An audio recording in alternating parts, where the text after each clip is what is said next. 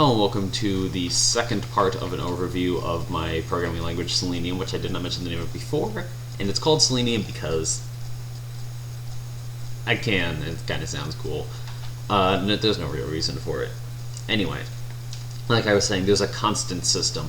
Essentially what this does is it lets you specify things like up here where I typed if x equals 10 then y. You don't have to do it like that. There's a more efficient way to do it. What you do is you just write 10 equals y. What this means is if the first parameter equals 10, then this whole function is just going to be equal to y. It's exactly the same as writing this out. In fact, that's actually what it does. It creates an if statement for you. This is just a more efficient way to write it. So typing this is literally the same thing as doing this, except for it's shorter and more succinct, and the interpreter will just build it for you instead of having to specify it.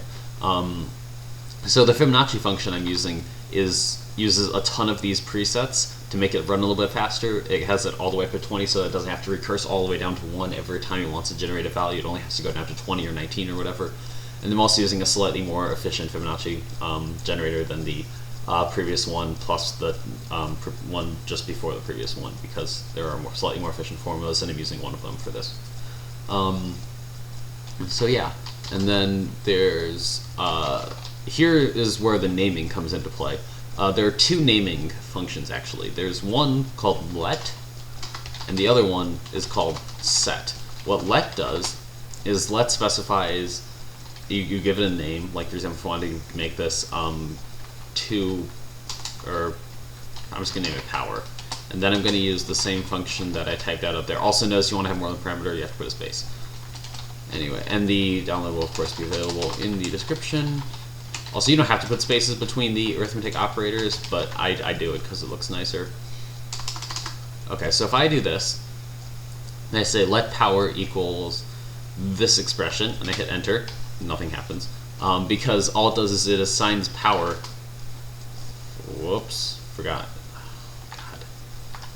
Yeah, you can't do that because it tries to run it and then it doesn't do anything. So let me retype that. Dot 10 equals y dot this x plus 1 y times 2. So if you do this and then you do what I did before, which is that, it will give you back the same answer, because all it does is it takes power and replaces it with the function. The other one, set, and I choose set x equals, for example, do like 10 like that. Now, if I type x, it actually evaluated the expression. So that's the separation, is that set evaluates it and let does not. Let is suitable if you're defining a function, set is suitable if you want to create a variable. Also, variables are not mutable, which means you cannot change the value after you have set it. So you have to use a new variable name. It's a pretty standard feature if you're used to programming with functional languages. So yeah, that's going to be pretty much it for. Oh, one more thing, right? You can run files even though it is a functional language. Like here's a file I prepared earlier. Pretty much, if you just have to type run file, that's a reserved keyword, just like set and let, that do not actually run with the program.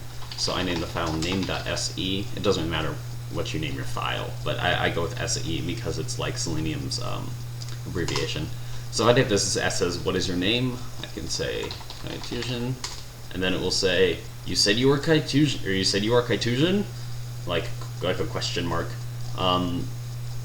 So yeah, that's what this file does. Pretty much what it says is it just says, because if the expression doesn't say anything, it just repeats it back to you. So it says, what is your name? Then it sets the name to the input, and then it says, you said you are, because that's just like, oh, I know what you just said, ha ha ha. Yeah, that's pretty much it for the basic features. I might make tutorials about it if people are interested. I might make them anyway, because I generally make videos regardless of how many people are interested. But anyway, thanks for watching, and goodbye.